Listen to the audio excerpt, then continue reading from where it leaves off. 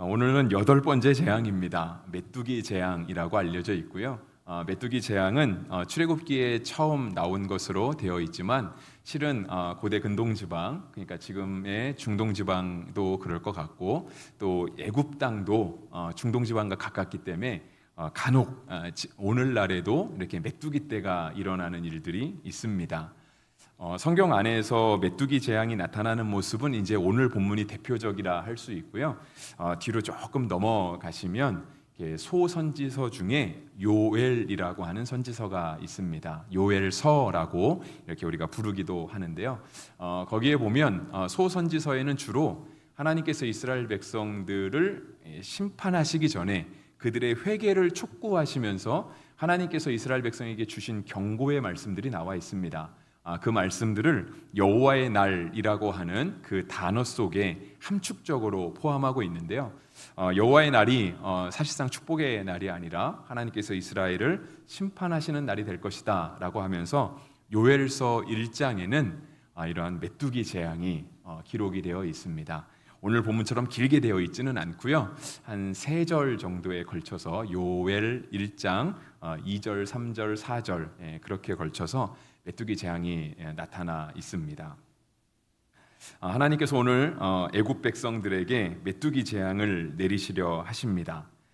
그 모습은 먼저 3절에서 살펴볼 수 있는데요. 이스라엘 백성들이 아니라 이 애굽 땅 가운데 특별히 바로로 대표되는 이 애굽 백성들 가운데 메뚜기 재앙이 내린 이유를 3절에서 살펴보자면 3절의 말씀 속에 하나님께서 모세와 아론을 불러서 너희가 바로에게 가서 이와 같은 말을 전해라 라고 하시면서 주신 말씀이 무엇이냐면 3절 중간에 내가 어느 때까지 내 앞에서 겸비하지 아니하겠느냐입니다.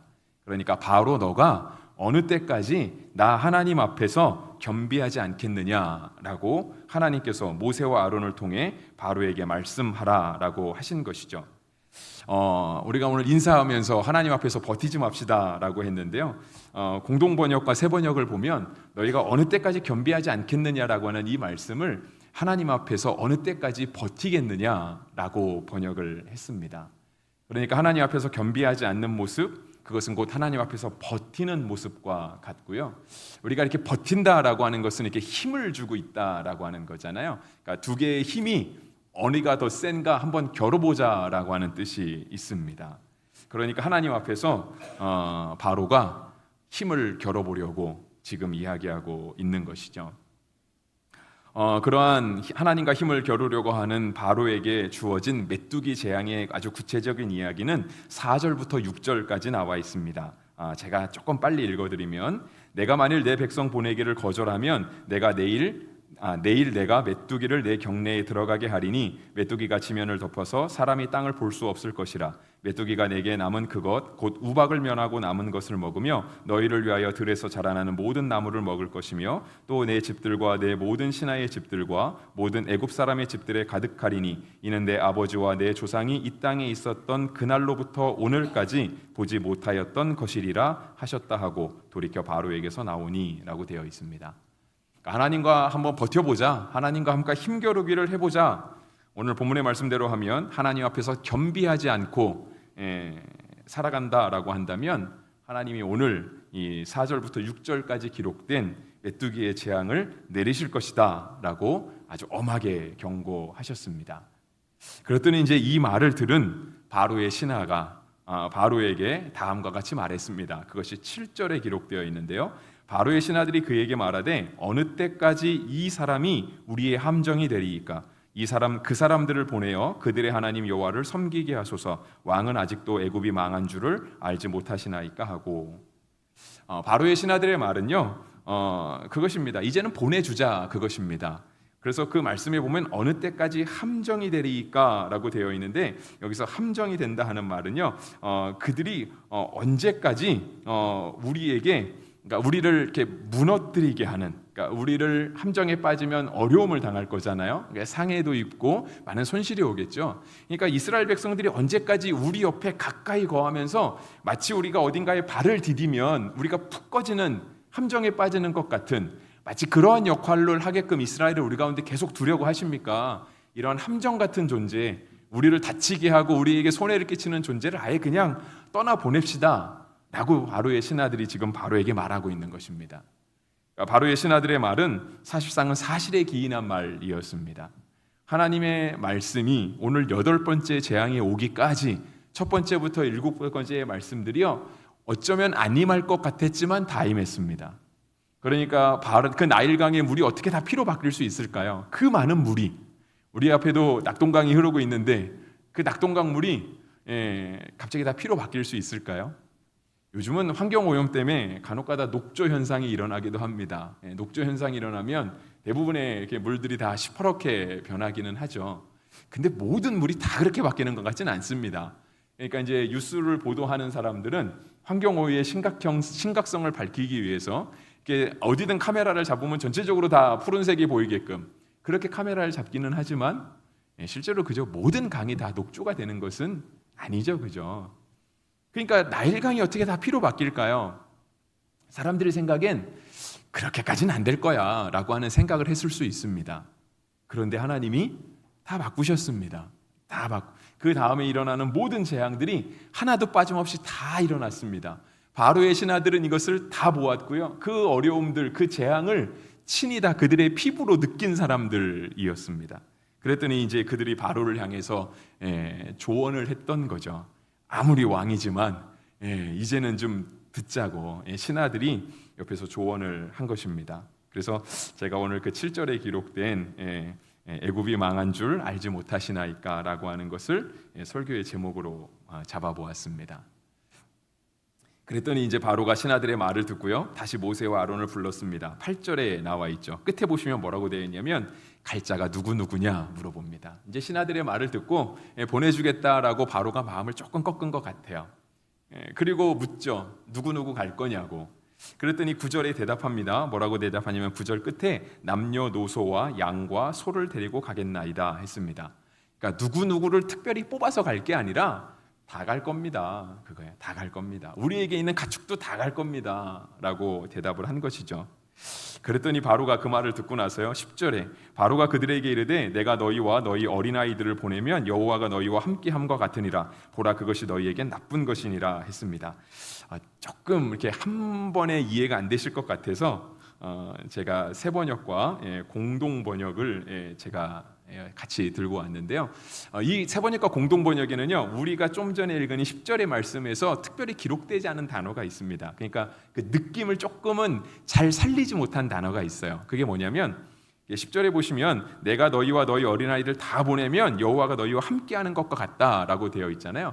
그것은 절대 있을 수 없는 일이라고 하는 거예요. 설령 여호와 하나님께서 너희와 함께 계시면 그런 일이 일어날 수도 있겠지만 여호와 하나님이 함께 계신다는 것은 말이 안 되기 때문에 너희 남녀노소와 모든 양과 소가 다 가는 것은 있을 수 없는 일일 것이다. 이런 뜻입니다. 근데 이거를요, 조용히 말하지 않고요, 새 번역과 공동 번역에서는 호통을 쳤다라고 되어 있습니다. 제가 그래서 이거를 먼저 공동 번역으로 읽어드리겠습니다. 공동 번역에 뭐라고 되어 있냐면 그러자 파라오가 호통을 쳤다. 내가 너희를 가족과 함께 내보내게 해달라고 야훼께 실컷 빌어보아라. 내가 너희에게 식구를 딸려 보낼성 싶으냐? 허튼 수작 부리지 말라. 그러니까 이 신하들의 말을 듣고요, 바로가 모세와 아론을 다시 불렀어요. 그러니까 신하들이 하도 이제 보내주자고, 아직도 애굽이 망한 걸 알지 못합니까? 우리가 그들을 보내줘야 되겠습니다 라고 했더니 바로가 신하들의 말을 듣는 듯 했어요. 그래서 다시 불렀는데 누구 갈 거냐 물어봤더니 우리는 특별히 누굴 뽑아갈 게 아니라 다 갈 거라고 얘기를 하니까 이 바로의 마음속에 있는 그 본심이 다시 드러나는 거예요. 야훼께 한번 빌어봐라. 내가 보내줄 덩 싶으냐? 힘겨루기를 하고 있는 거죠. 너희가 아무리 기도해봐라 들어주나? 아무리 기도해봐라 세상이 바뀌나? 그 얘기를 지금 바로가 하고 있는 겁니다. 새 번역은 조금 더 이렇게 이 공동 번역보다는 그래도 조금 부드럽게 되어 있는데요. 제가 읽어드릴게요. 바로가 그들에게 호통쳤다. 그래, 어디 다 데리고 가봐라. 너희와 함께 있는 너희의 주가 나를 감동시켜서 너희와 너희 아내들을 함께 보내게 할 것 같으냐? 어림도 없다. 너희가 지금 속으로 악한 음모를 꾸미고 있음이 분명하다라고 되어 있는. 그러니까 새 번역의 느낌은 어떤 거냐면요, 너희가 지금 다 간다 그러는데 이건 사실상 너희가 지금 악한 음모를 꾸미고 있다라고 하는 거예요. 근데 그것이 왜 악한 음모냐면 하나님이 너희와 함께 할 리 없다라고 하는 거예요. 그리고 설령 하나님이 함께 한다 할지라도 내가 힘을 겨루고 있는 한 이런 바로는 황제잖아요. 예, 그 애굽의 그 놀라운 문명을 홀로 다스리고 있는 절대 권력자거든요. 하나님이 설령 함께 하신다 해도 내가 막으면 그런 일은 절대 일어날 수 없다라고 하는 거예요. 그러니까 지금 너희가 있지도 않은 일들을 가지고 와서 지금 나와 나의 신하들을 혼란스럽게 하면서 너희가 지금 악한 일을 꾸미고 있는 거라고 이야기하는 거죠. 근데 이러한 말들을 할 때 우리가 가진 성경에는 이 호통을 쳤다라고 하는 표현이 없는데요. 바로가 지금 모세와 아론을 불러놓고요, 지금 거의 호통을 치고 있는 거예요. 그러니까 큰 소리를 치고 있는 거죠. 바로의 모습은 처음에는 조금 신하들의 말을 듣는 것 같았습니다. 그러니까 그의 마음이 조금 누그러진 듯 했어요. 그러니까 모세와 아론을 불러서 타협하고자 하는 마음도 있었고요. 조금은 하나님 앞에 그래도 내가 이건 너무하는 것 같아, 조금 마음을 접으려고 하는 마음이 있었습니다. 그런데 바로와 같은 사람들, 그러니까 저는 이렇게 성경의 표현을 빌리면 그냥 나쁜 사람들, 죄 짓는 사람들, 악한 사람들, 그런 사람들 회개하는 것 같지만 실제로 그런 회개가 진실된 회개는 아닙니다. 얼마 전에 이제 대한민국에 있는 탄광들이 다 문을 닫는다라고 얘기를 하면서 탄광이 몇 개 안 남았는데 강원도에 있는 탄광 하나가 더 문을 닫게 됐다라고 얘기를 하더라고요. 그래서 이제 석탄 산업이 한 120년 되고 지금 이제 국가가 운영하는 탄광은 딱 하나 남았다라고 하더라고요. 제가 듣기는 도계 영업소, 저희 강원도 태백 그쪽 넘어가는 태백에서 삼척 넘어가는 그 길에 도계라고 하는 읍이 있는데 거기 도계 영업소가 하나만 남았대요. 그러면서 이제 다큐멘터리로 이제 탄광 광부들에 대한 이야기를 하더라고요. 그러면서 이제 우리가 광부를 생각하면 그 어려움들에 간혹 처하잖아요. 막 이렇게 불이 무너지는. 그래서 이제 그 다큐멘터리를 찍는 사람이 광부에게 물어봐요. 어려움을 당한 적이 없느냐. 근데 이제 자기도 있었대요. 정말 그래서 갱도가 무너져서 이제 진짜 죽었구나 하는 생각이 들 때가 있었대요. 그래서 이제 어떻게든 빠져나가려고 한 치 앞도 보이지 않는데 정말 그 바닥에 깔린 그 레일이 있잖아요. 석탄을 옮기는 그 궤도차가 있으니까 그 레일은 어쨌든 따라가기만 하면 밖으로 나가게 돼 있잖아요. 그걸 무조건 따라서 갔대요. 근데 그걸 따라서 가는데 눈을 떠도 안 보이고 감아도 안 보이고 똑같이 안 보이는데 그때 자기가 처음으로 기도를 해봤대요. 그러면서 인터뷰를 할 때 그러더라고요. 자기도 왜 그런 기도가 나왔는지 모르지만 자기 입에서 하나님 살려주십시오라고 하는 기도가 나왔다고 다큐멘터리를 본 적이 있습니다. 물론 목사로서 우리도 예수 믿는 사람으로서 위급한 상황에 누군가가 하나님을 찾는 것이 그래도 조금은 이뻐 보이기는 합니다. 듣기는 기분 좋잖아요. 나쁘지는 않죠. 그러니까 우리가 부처님한테 부처님 살려주십시오라고 한 것보단 하나님 살려주십시오라는 거에 우리한테는 조금 더 느낌이 괜찮은 것 같아요. 근데 물론 이제 그분이 진짜 예수를 믿게 됐는지는 모르겠습니다. 근데 그게 정말 진실된 고백이라고 우리가 받아들일 수 있을까요?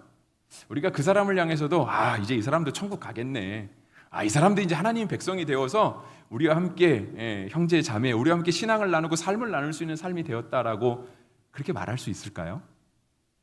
물론 제가 그분을 나쁘게 말하고 저는 그 말도 못하니까 제가 드리고 싶은 말씀은 그거예요. 악한 사람들, 어려운 일이 있으면 회개하는 것 같지만 실제로 악인의 회개는요 오래가지 않아요. 마치 기회주의자와 같은 거예요. 어떻게든 이 고비만 넘겨주고자 하는 그런 모습과 같은 것이죠. 그리고 나서 그것이요 하나님께서 하시는 일들을 또 맞닥뜨리고 나면, 그러니까 7절과 8절, 9절에서 그들이 바로가 하나님의 앞에 조금 마음을 여는 것 같지만 그것이 되지 않을 때는 10절과 같이 바로 나오는 거예요. 한번 해보자 이거죠. 버텨보자, 호통을 치면서 나가는 것입니다. 누가 봐도 바로는 망한 인생입니다. 망한 인생이에요. 오늘 설교 제목과처럼 애굽이 망한 줄을 알지 못하십니까? 라고 하는 말처럼 바로의 삶은 하나님 앞에서는 망한 인생입니다. 설령 그가 황제라 할지라도, 설령 그가 절대 권력을 가지고 많은 부귀와 영화를 가지고 한평생 살았다 할지라도, 그래서 어쩌면 바로의 그 애굽의 역사책 속에 그의 이름을 남겼을지는 모르지만 그의 삶은 하나님 앞에서는 분명 망한 삶이었습니다. 근데 누군가가 가서 7절 말씀처럼 얘기할 수 있지 않을까요? 당신이 망한 걸 아직 모릅니까? 당신이 왕이라 할지라도, 당신이 권력이 있고 하고 싶은 거 다 하고, 그 누가 볼 때도 정말 부러운 모습이라 할지라도 정말 당신의 영혼이, 당신의 삶이 망한 거 모르십니까? 누군가가 그렇게 말하고 있는 것 같지 않습니까? 우리가 세상 살면서 진짜 알아야 될 게 많잖아요. 우리 아이들은 공부하는 법을 알아야 되지 않겠습니까? 우리 또 어른들은 일하는 법을 알아야죠, 그죠?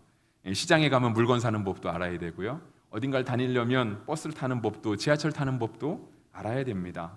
부모가 되면 자녀를 기르는 법도 알아야 되고, 젊은이들은 어른을 공경하는 법도 알아야 됩니다.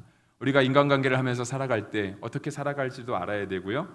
또 그러한 아주 모진 현실 속에서 나를 지키는 법도 또 배워야 합니다. 말하자면 끝도 없겠죠. 우리가 알아야 될 일이 얼마나 많아요. 도리가 어쩌면 우리가 학교에서 배우는 것들은 그렇죠, 일시적으로 사용하고 끝나는 것 같아요.